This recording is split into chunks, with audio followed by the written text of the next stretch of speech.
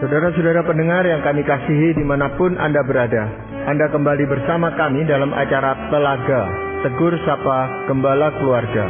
Saya Gunawan Santoso dari Lembaga Bina Keluarga Kristen akan berbincang-bincang dengan Bapak Pendeta Dr. Paul Gunadi. Beliau adalah seorang pakar dalam bidang konseling serta dosen di Seminari Alkitab Asia Tenggara, Malang. Perbincangan kami kali ini tentang kepahitan anak. Kami percaya acara ini pasti bermanfaat bagi kita sekalian dan dari studio kami mengucapkan selamat mengikuti. Pak Paul, di dalam sebuah keluarga tentunya baik orang tua maupun anak itu berharap agar kehidupan rumah tangga itu harmonis, manis dan akrab dan sebagainya. Tetapi kadang-kadang di tengah perjalanan itu ketika anak-anak khususnya sudah mulai menjadi besar, timbul ketegangan-ketegangan antara anak dan orang tua. Bahkan bukan hanya sekedar ketegangan, kalau anak ini ditanyakan, ada rasa dendam sebenarnya.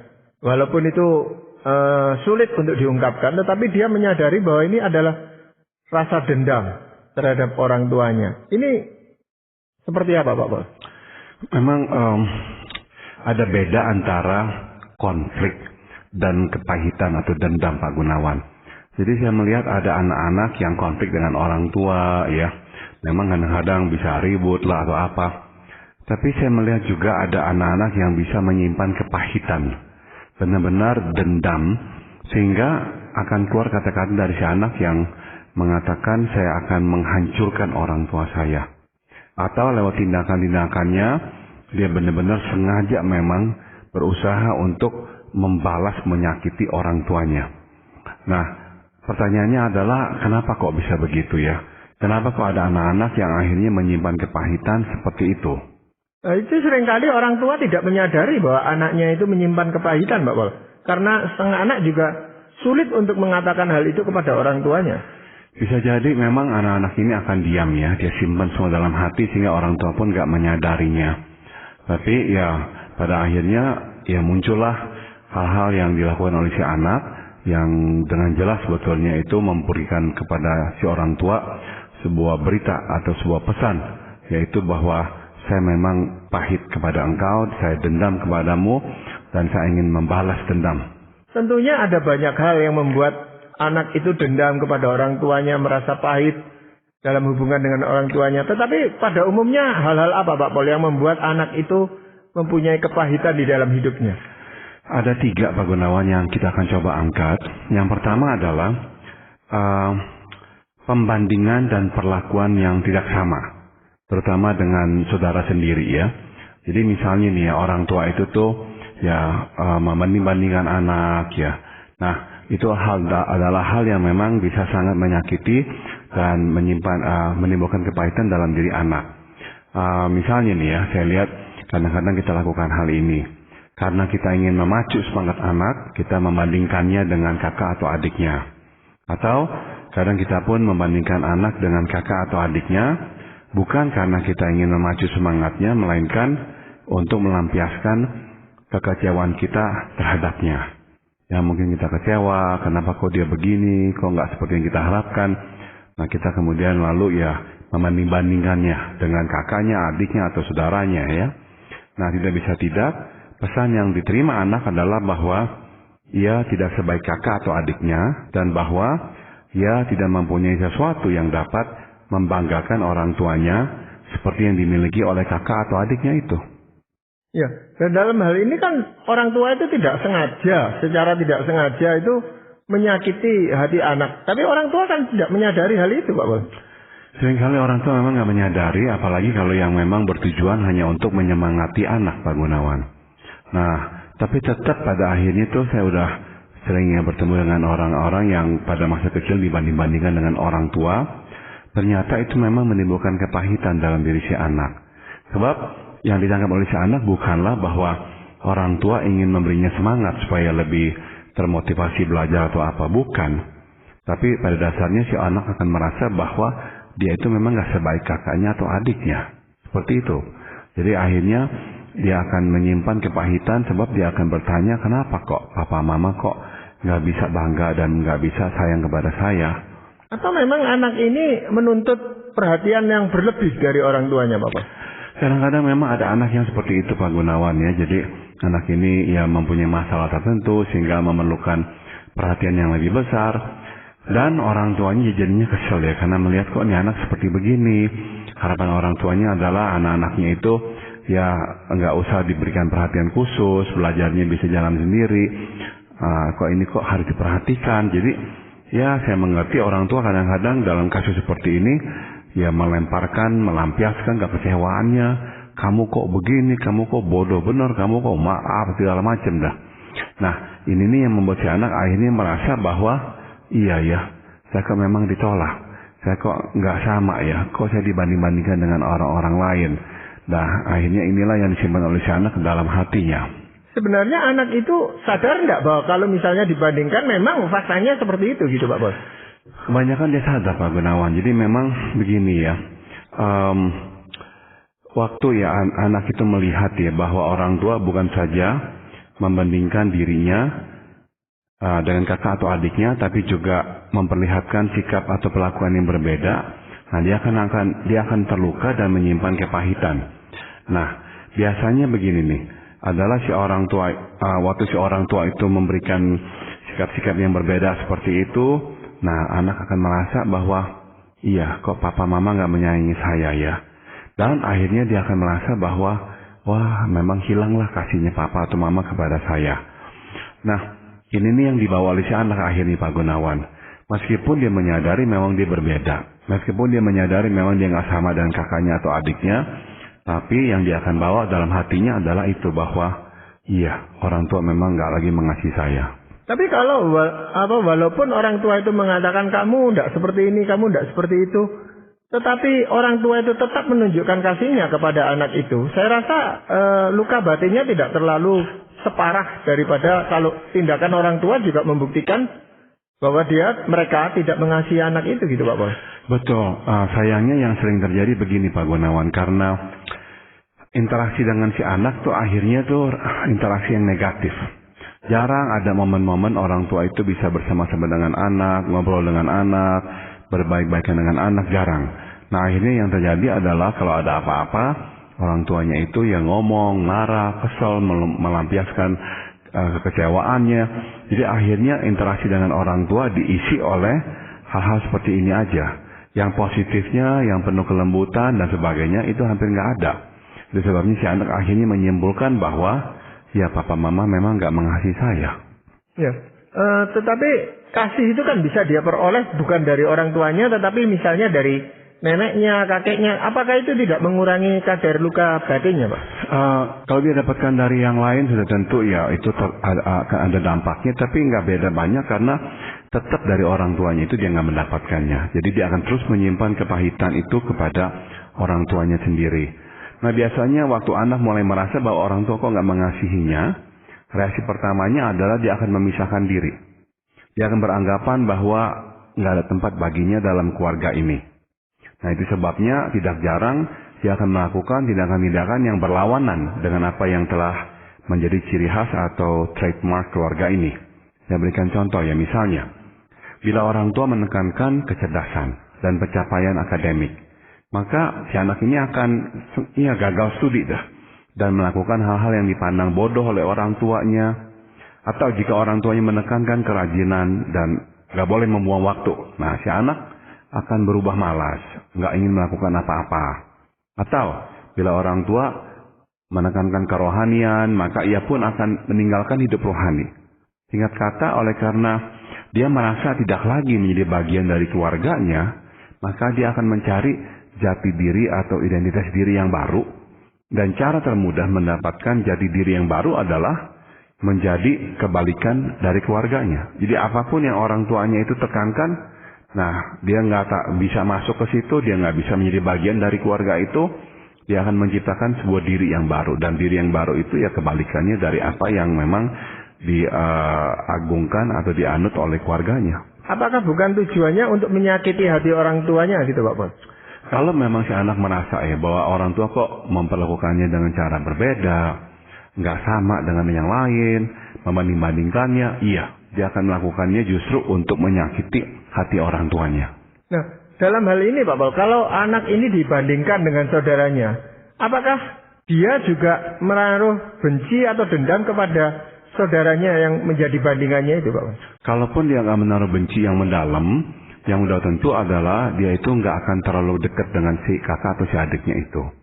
Sebab dia akan merasa bahwa ya gara-gara kamu, saya itu diperlakukan seperti ini oleh papa atau mama.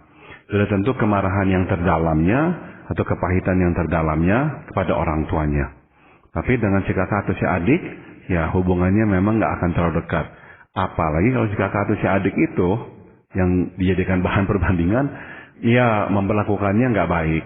Misalnya ya menghinanya lah atau apa. Nah udah dah, anak-anak ini makin membenci si kakak atau si adiknya itu. Jadi apa yang harus dilakukan oleh orang tua, Pak? Kita harus memperlakukan anak sebagai pribadi yang unik, Pak Gunawan. Sesungguhnya ya, sebelum kita membandingkan anak, ia sendiri sudah terlebih dahulu melakukannya. Dia akan menilik ya apa yang menjadi kelebihan kakak atau adiknya dan membandingkannya dengan dirinya sendiri. Nah, apabila ia melihat bahwa dia nggak punya tuh ya kelebihan yang dimiliki oleh kakak atau adiknya, nah sebetulnya dia sendiri itu sudah merasa dirinya kurang.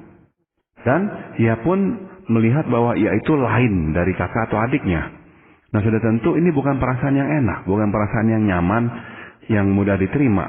Nah itu sebabnya waktu orang tua membanding-bandingkannya, apalagi memperlakukannya berbeda dari kakak atau adiknya, dia merasa disakiti. Karena yang dibutuhkannya sebenarnya kan adalah penerimaan, penguatan.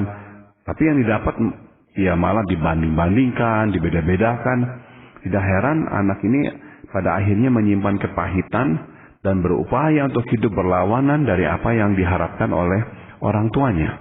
Nah, sebagai pribadi yang unik, sebenarnya kan anak ini juga punya kelebihan-kelebihan dalam bidang tertentu. Dan ini kan kalau seandainya oleh orang tua itu juga diekspos terhadap kakak-kakaknya, apakah itu tidak bisa mengurangi luka batinnya, Bapak? Bisa, Pak Gunawan. Jadi kalau misalnya memang orang tua bisa melihat ya keunikan si anak, bahwa memang inilah yang bisa dilakukan dengan baik. Dan orang tua bukan saja mengkomunikasikan sikap menerima, tapi juga sikap membanggakan ya. Senang dengan kelebihan si anak ini, sudah tentu itu akan menetralisir. Tapi yang sering saya lihat adalah karena orang tua itu terpaku pada satu aspek saja, misalnya aspek akademik. Dan waktu anak itu nggak bisa mencapainya, udah deh, seolah-olah tuh anak tuh nggak punya lagi hal-hal lain dalam dirinya yang bisa dilihat. Nggak ada, hanya pokoknya aspek akademik saja yang terus jadi sorotan orang tuanya. Sehingga si anak akhirnya memang seringnya nggak menemukan keunikan dirinya, nggak menemukan hal-hal lain tentang dirinya yang sebetulnya baik.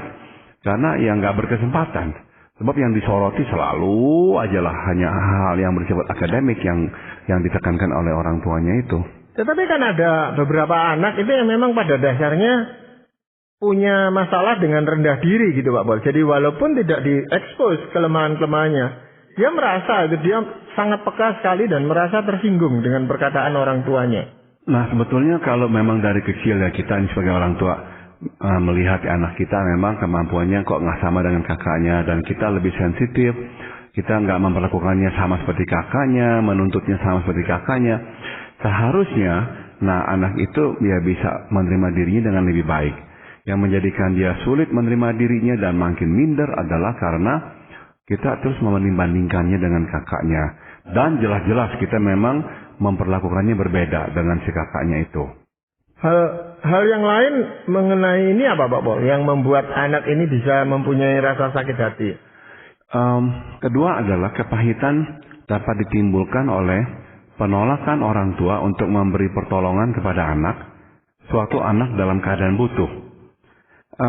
Pada saat anak mulai dewasa, anak mulai memikirkan hal-hal yang ingin dilakukannya. Nah, tidak jarang anak berpaling kepada orang tua ya untuk memberikannya bantuan.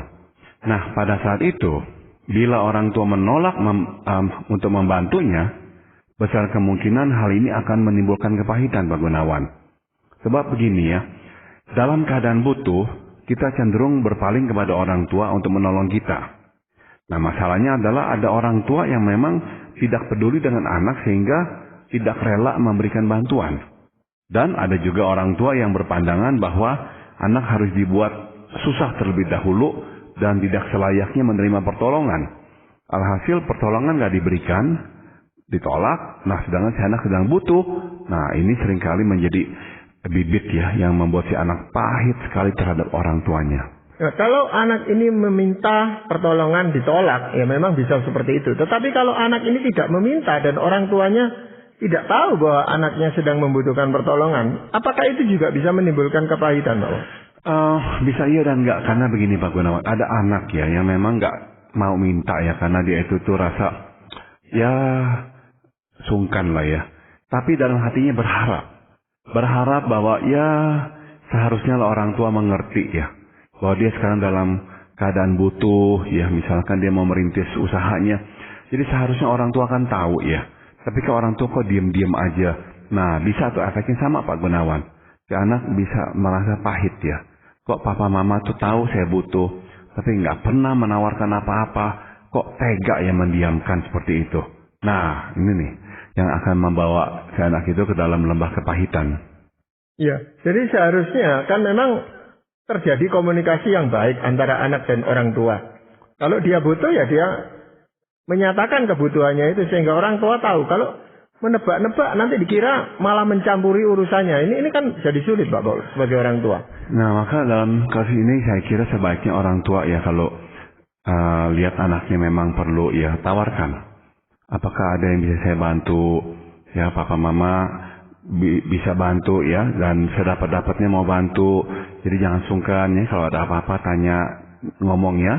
Nah, orang tua yang menawarkan jasa seperti itu membukakan pintu kepada anak untuk masuk ya. Sudah tentu, tapi ya saya mengerti ada kalanya ya orang tua harus jeli Pak Gunawan. Karena begini ya, memang ada anak yang memanipulasi kita ya. Itu ada. Supaya kita menggelontorkan bantuan kepadanya tanpa henti. Jadi anak itu memang malas kerja lah, nggak mau ngapa-ngapain lah. Ada pula anak yang senang bermimpi dalam hidup, sehingga tidak hidup dalam alam realitas. Jadi sebabnya ia senantiasa berkeinginan untuk menjadi besar dengan cepat, tanpa memikirkan konsekuensinya. Nah, dalam kasus seperti ini saya kira ya sepatutnya lah kalau orang tua memang menolak ya, karena kita nggak mau anak kita itu menjadi anak yang egois ya, hanya mikirkan diri sendiri, menuntut orang tua untuk terus membantunya, atau ya hidup dalam alam fantasi, mau cepat dengan segera orang tua harus bantu supaya dia bisa cepat besar dan sebagainya. Nah, dalam kasus-kasus seperti itu silakan ya orang tua bersikap tegas sehingga ya kita itu tuh nggak sampai terjebak ke dalam tangan si anak. Tapi kalau memang jelas ya terlihat bahwa enggak ya, dia enggak memanipulasi kita dan memang dia perlu bantuan kita untuk merintis usahanya dan kita sanggup menolongnya, berilah pertolongan. Anak akan melihat papa mama sebetulnya bisa apa enggak. Kalau emangnya enggak bisa menolong, dia juga tahu kok. Ya udah enggak apa-apa. Tapi yang menimbulkan kepahitan adalah kalau si anak itu lihat bahwa orang tuanya sebetulnya sanggup, tapi enggak mau. Nah, itu tuh yang akan membuat si anak akhirnya ya menaruh dendam kepada orang tuanya. Tapi kan di sini terjadi perbedaan pandangan antara orang tua dan anak itu Pak Bos. Anak merasa butuh, tetapi orang tua melihat ini memanipulasi.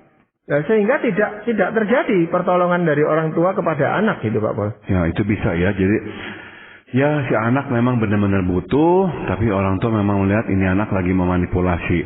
Jadi memang ya kalau orang tua sekali lagi ya, kalau melihat memang anak itu kok memanipulasi, nggak sungguh-sungguh butuh, memangnya males, ya silakan ya, nggak memberikan kepada si anak. Tapi kalau memang anak itu butuh, ya berikanlah. Saya ingat ada firman Tuhan di Amsal 25 ya, ayat 21 dan 22 yang berkata, jikalau seterumu lapar, berilah dia makan roti, dan jikalau ia dahaga, berilah dia air minum. Karena engkau akan menimbun bara api di atas kepalanya, dan Tuhan akan membalas itu kepadamu. Jadi orang yang tengah butuh adalah orang yang menyimpan bara api di kepalanya alias panas. Nah, suatu kita menolak untuk membantunya, dia akan menyimpan kepahitan yang dalam. Sebaliknya jika kita menolongnya, dia akan merasakan kelegaan yang dalam. Jadi ya sekali lagi ya, jika anak sedang butuh pertolongan, berilah. Kalau nggak bisa memberi semua, beri sebagian. Tunjukkanlah bahwa kita mengasihinya, bukan hanya dengan perkataan, tapi juga dengan perbuatan. Anak yang menerima pertolongan dalam kesusahan akan selalu tahu dan ingat bahwa orang tuanya sungguh mengasihinya. Ya, Pak Paul, selain dua faktor tadi, apakah masih ada faktor lain, Pak Paul, yang membuat anak itu bisa dendam kepada orang tuanya? Yang ketiga adalah kepahitan pada anak muncul ketika dia bersalah dan membutuhkan pengampunan, dan kita tidak bersedia memberinya pengampunan. Nah, ini nih yang seringkali ini juga ya membuat si anak pahit kepada orang tuanya. Saya kutip dari Amsal 16 ayat 6. Firman Tuhan berkata, dengan kasih dan kesetiaan, kesalahan diampuni. Dengan kasih dan kesetiaan, kesalahan diampuni. Anak adalah manusia biasa yang dapat melakukan kesalahan. Ada kalanya anak melakukan kesalahan yang besar, yang mungkin sangat melukai hati kita. Nah, dalam situasi seperti itu, anak memerlukan pengampunan. Ya, sebab suatu anak menerima pengampunan atas kesalahannya, dia akan melihat kasih dan kesetiaan kita kepadanya. Sebab bukankah bukti kasih terbesar adalah sewaktu kesalahan terjadi dan pengampunan dibutuhkan. Itu tuh, benar-benar tuh bukti kasih terbesar. Anak akan sungguh-sungguh tahu bahwa kita mengasihinya, bukan pada waktu semuanya berjalan baik-baik, nggak ada apa-apa, bukan. Justru pada waktu kita mengampuni kesalahan yang diperbuatnya. Jadi benar-benar dia itu tuh berlaku salah, melakukan perbuatan yang memang nggak benar. Nah, salah ya. Akhirnya tapi kita mengampuni. Barulah si anak melihat ya, dia akan tahu bahwa kita sungguh-sungguh setia kepadanya dan tidak akan meninggalkannya pada saat dia melakukan perbuatan yang mengecewakannya. Nah, seringkali yang terjadi adalah Pak Paul, bukan orang tua tidak mau mengampuni pada saat anak berbuat kesalahan, tetapi anak itu juga belum mengampuni kesalahan orang tuanya. Jadi mungkin orang tuanya pernah berbuat salah dan sudah menyatakan kesalahan itu, tetapi anak ini tidak mengampuni. Nah, bagaimana orang tua akan mengampuni anaknya ketika anak itu berbuat kesalahan? Memang udah tentu ya, kita ini kan manusia ya. Jadi ya waktu anak kok menyimpan kepahitan kepada kita, buat kita mengampuninya juga berat ya hatinya. Tapi mungkin lebih baik kita yang berinisiatif, Pak Gunawan. Kita yang memulai. Oke, engkau menaruh dendam, engkau pahit kepada saya, ya nggak apa-apa. Saya tetap beri pengampunan, ya. Jadi kita memberikan contoh bahwa kita itu nggak mau memelihara dendam, nggak mau menyuburkan kepahitan. Usaha kita adalah untuk justru menghilangkan kepahitan dengan cara memberikan pengampunan. Nah, jadi ya kalau anak memang berbuat kesalahan, sedapatnya ya mintalah pertolongan Tuhan memampukan kita untuk mengampuninya. Sebab ini yang dia perlukan. Dan ini akan menjadi bukti yang terbesar bahwa kita sungguh mengasihi dia. Tapi kalau dia sendiri belum menyadari bahwa apa yang dilakukan itu merupakan suatu kesalahan yang membutuhkan pengampunan dari orang tua, bagaimana kita bisa melakukan itu, Pak? Nah, otomatis kalau memang dia nggak merasa salah dan dia nggak minta ampun, ya udah. Kita nggak bisa memang membuatnya itu menyadari apa, nggak bisa ya. Ya kita hanya bisa beritahukan, tapi membuat dia sungguh-sungguh ya mengerti dia salah dan mau meminta ampun kepada kita. Saya kira memang ya nggak selalu kita bisa melakukannya. Jadi kalau nggak bisa, ya udah Pak Gunawan, kita biarkan sampai memang akhirnya ya dia bisa menyadari bahwa dia telah melakukan kesalahan yang besar itu. Memang ada upaya-upaya kita sebagai orang tua itu yang suatu saat sampai pada batas tertentu kita tidak bisa lagi melakukan apa-apa gitu, Pak. Iya, betul Pak Gunawan. Jadi tugas kita mengingatkan ya apa yang benar, apa yang juga menjadi kehendak Tuhan. Tapi apakah si anak menerimanya apa enggak, itu memang di luar jangkauan kita, Pak Gunawan. Ya, kalau dikatakan dengan kasih dan kesetiaan, ini bentuknya seperti apa lalu, Pak? Jadi artinya misalnya nih ya, kita itu enggak mengungkit-ungkit, enggak menyalah-nyalahkan. Kita berkata, ya engkau salah.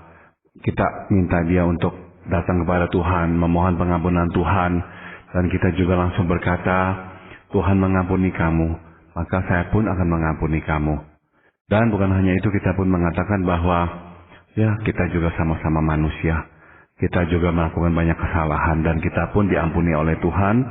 Jadi ya kita mau menjadi saluran pengampunan Tuhan kepada dia juga. Tetapi dari kasus seperti itu Pak Paul ya, ketika kita sudah mengampuni, apakah anak itu akan belajar sesuatu dari pengalaman ini? Makanya kita memang harus melihat apa memang anak kita itu tuh sudah bertobat atau belum. Kalau memang dia nggak rasa salah sama sekali, ya kita nggak usah memang mengobrol-obrol pengampunan, karena dia juga nggak akan menghargainya.